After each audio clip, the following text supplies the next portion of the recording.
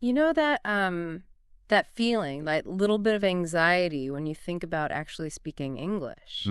That nervousness. Yeah, maybe it's like for an IELTS test coming up, or maybe you're planning a trip, or you just want to connect better with people, maybe even for work. Right. It can feel pretty strong, that apprehension. Exactly. And if that sounds familiar to you listening, seriously, you're not alone. It's something English learners face, well, everywhere. It really is. And that's precisely what we're digging into today. We're working from materials provided by English from A to Z and IELTS preparation, focusing specifically on this idea of fighting the fear of speaking English. And the great thing for you listening right now is this isn't about, just drilling grammar or memorizing endless word lists. No, not at all. It's more about getting a handle on the mindset part of learning and picking up some real everyday ways to, well, actually speak more confidently. Because English is so much more than just rules. Yeah. It's about connection. Totally. It's about sharing ideas, having experiences. So why does this fear even happen? The source material points to a few common reasons. First, there's that fear of making mistakes. Ah, yes. Wanting to be perfect. Exactly.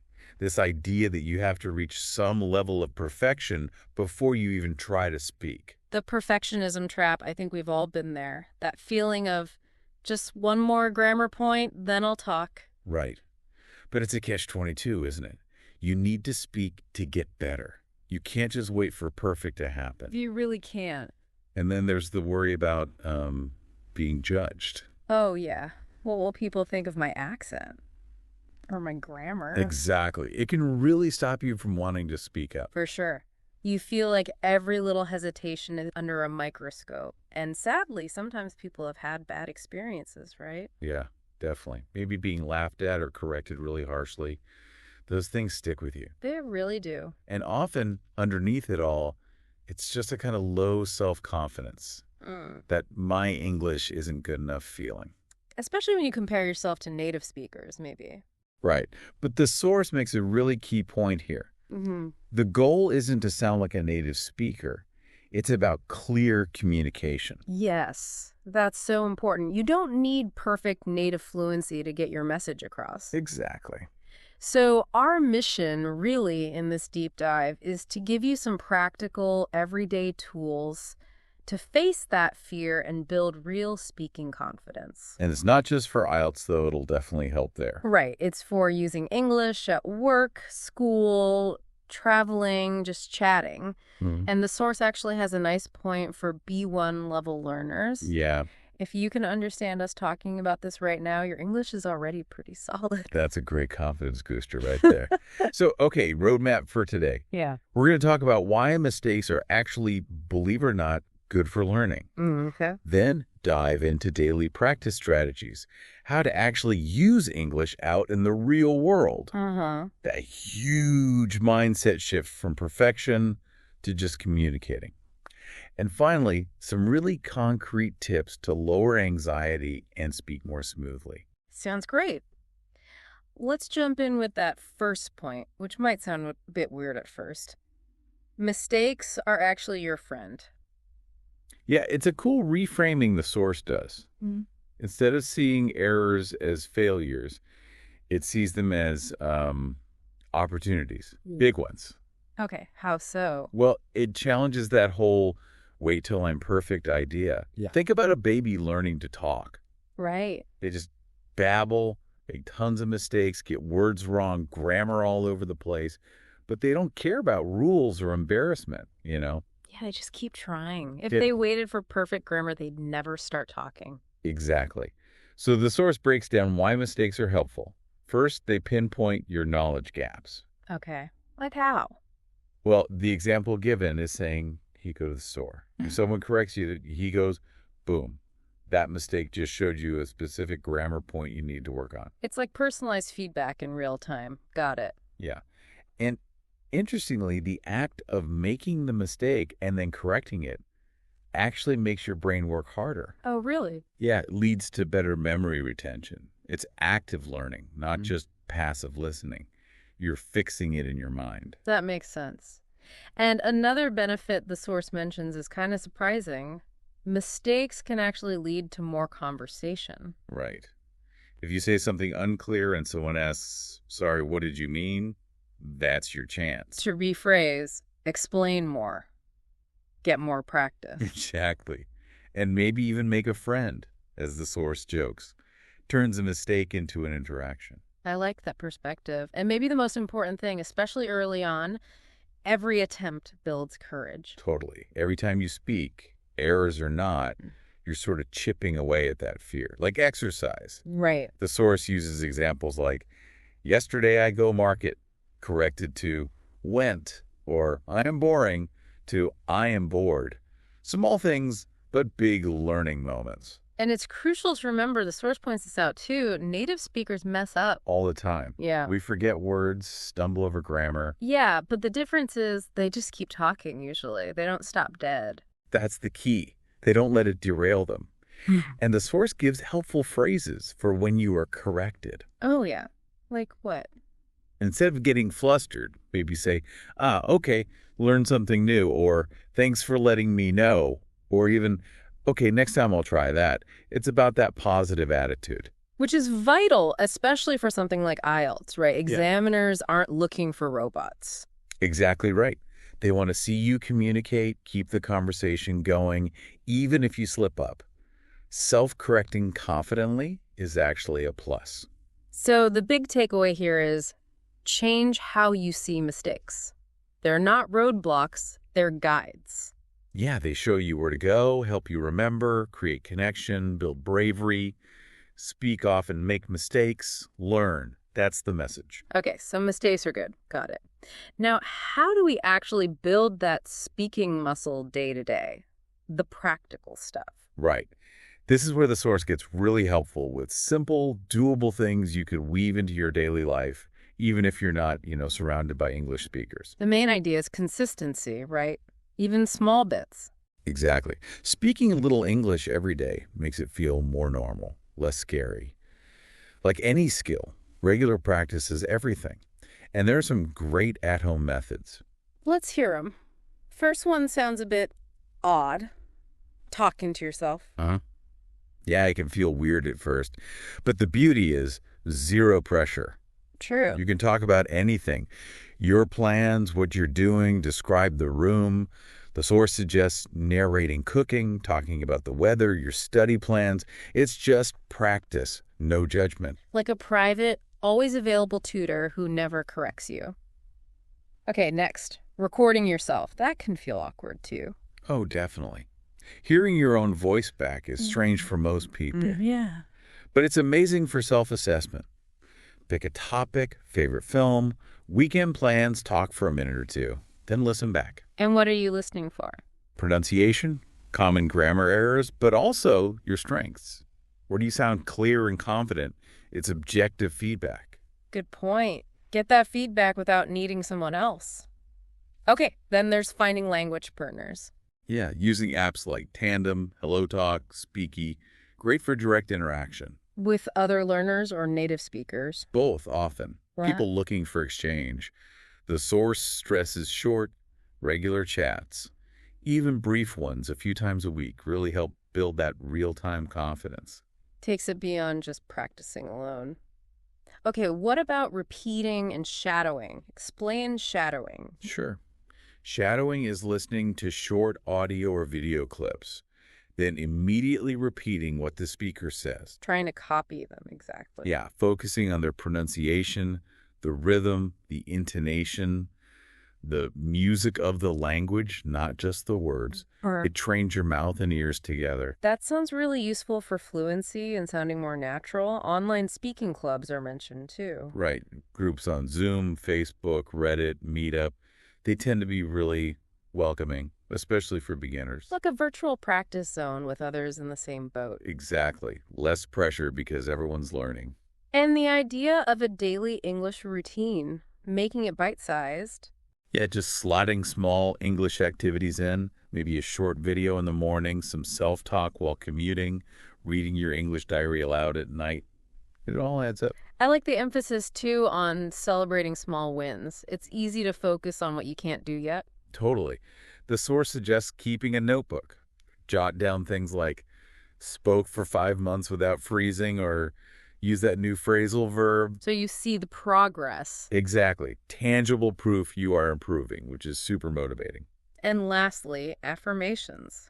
How does positive self-talk fit in? It directly targets your mindset. Saying things like, I am improving, mistakes are okay, I'm proud of trying. Repeating these helps you internalize them. Changes your self-belief. Yeah, which really impacts how you approach speaking. Okay, so the core idea is confidence comes from doing.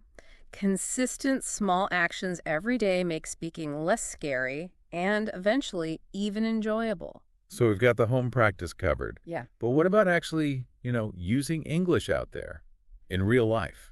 Ah, yes, where the rubber meets the road. The source really stresses that this is where English comes alive, right? Using it for its actual purpose communication. And importantly, it says you don't need to live abroad to find chances to speak. That's really encouraging. It's about noticing opportunities around you. Exactly. And the source lists loads of everyday situations and how to jump in. Let's go through some.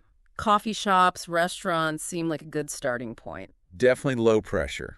Even if the staff speak your language, the tip is just try ordering in English. Can I have a flat white, please? I'd like the pasta. Short, predictable exchanges. Builds comfort. Okay, asking for directions, especially in touristy areas. Great practice. Either asking someone, excuse me, how do I get to the station? Or helping someone who asks you, go straight, then turn right. Real-time understanding and responding. And helping someone else in English must feel good too. Big confidence boost. Even little interactions like in the supermarket. Yeah, the idea of brief small talk. Commenting on the weather. Bit chilly today, isn't it? Or asking about a product. Just quick, spontaneous bits. Gets you used to unplanned speaking. And for language exchange partners or meetups. The tip is to prepare real-life topics. Talk about food, your weekend, the news. Makes it more relevant than just abstract grammar. Bridges study and actual use.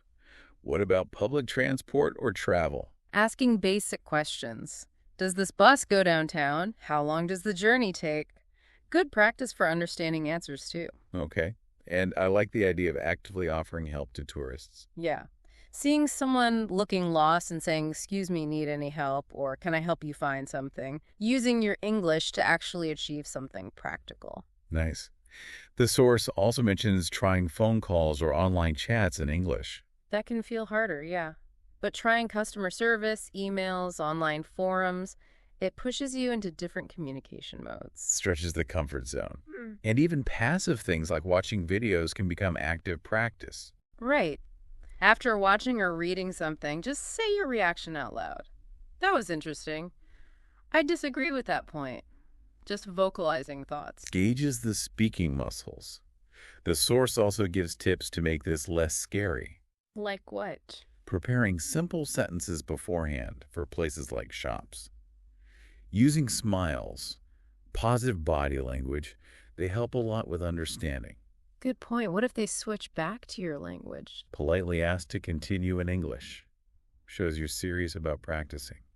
And just being patient with yourself during those real-time, messy conversations. And all this stuff is basically perfect practice for IELTS speaking part 1, isn't it? Absolutely. Those everyday topics, routines, habits, your life. So the message is, look for those small chances every day. The more you do it, the easier and more confident you'll feel. Okay, so we've got the practice down. Now for something potentially game-changing. That mindset shift.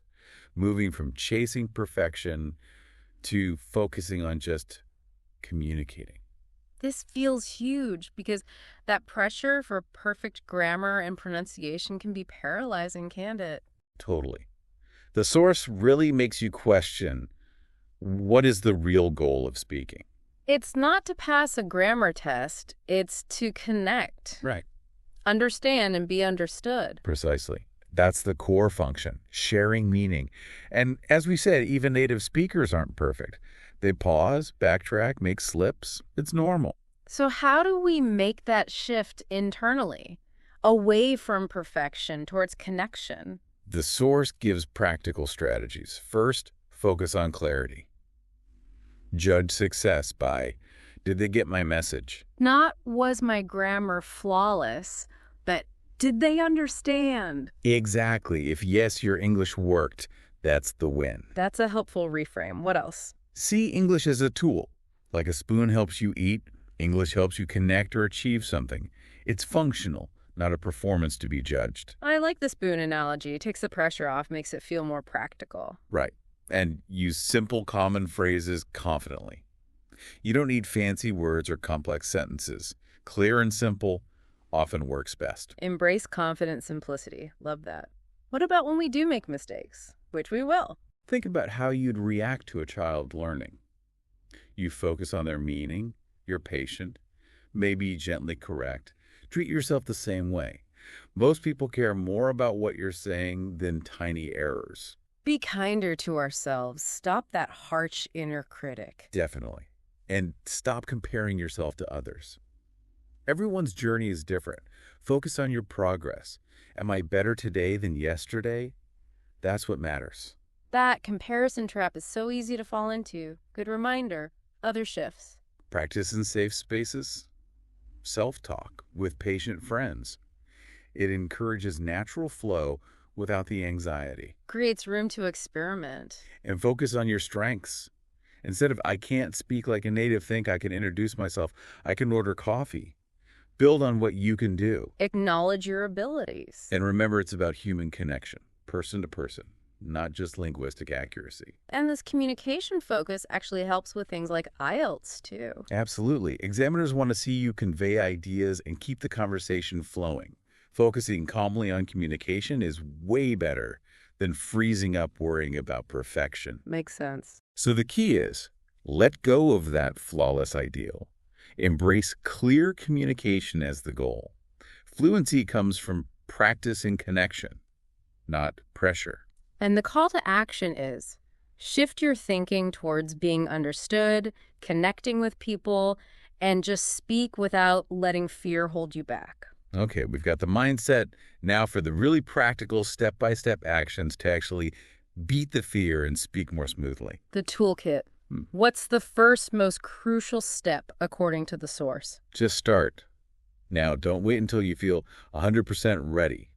That feeling might never come. Action reduces fear. Exactly. The act of speaking itself chips away at the anxiety over time.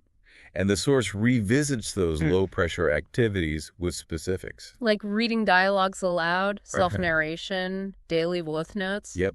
All great for building fluency safely. Yeah. Then there's a specific technique. The 3-2-1 method. How does that work? Okay, you pick a topic, speak about it for 3 minutes straight. Uh-huh. Then immediately speak about the same topic for 2 minutes. Okay. And then one last time for 1 minute. So repeating but condensing. Right. It forces you to organize your thoughts more tightly and speak more fluently with fewer pauses each time. Clever. Builds stamina and conciseness. Cool. What about thinking in English? This is about consciously narrating your world internally in English. Okay, I need to buy milk. That person has a nice dog. Making English your inner voice. Sort of. It helps automate the thinking process, so speaking feels less like translating on the fly. Makes it more natural. The source also really pushes learning whole sentence patterns. Yeah, not just single words, memorizing useful chunks like, can I have, I'm looking for, could you tell me? So you have ready-made phrases for common situations. Exactly. Faster, less anxiety than building every sentence from scratch. Good tip. And joining speaking challenges. Like 30-day challenges you find online. They give structure. Daily short tasks, often recording yourself. The consistency and community help keep you going. As accountability. Okay, and what about pauses? It's okay to pause, right? Totally. Okay. The source says embrace them. Don't panic. Learn filler phrases. Let me think. That's a good question. What's the word for? They buy you time gracefully. Takes the pressure off having an instant answer.